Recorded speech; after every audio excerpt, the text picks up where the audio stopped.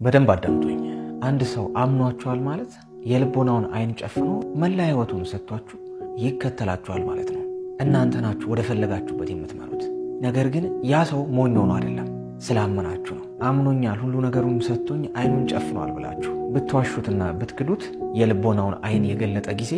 ሰማይና ምድር ቢጣበቅ እንኳን ደግሞ እናንተን አምኖ አይኑን አይጨፍንም ስለዚህ አምኖ አይኑን ጨፍኖ የሚከተላችሁ ሰው በፍጹም ታማኝነትና መታመን ወደ ትክክለኛው መንገድ እጁን ይዛችሁ ሰዱት አስታውሱ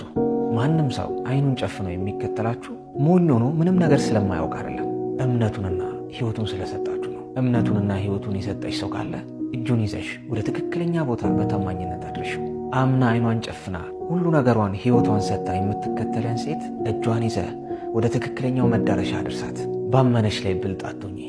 ባመነች ላይ አራዳ አትሁን ሰዎች መጀመሪያ ሲቀርቡ እምነትህን ለማግኘት መልአክ ሆኖ ይቀርበዋል ማንንም ከራስህ አስበልጠህ አትመን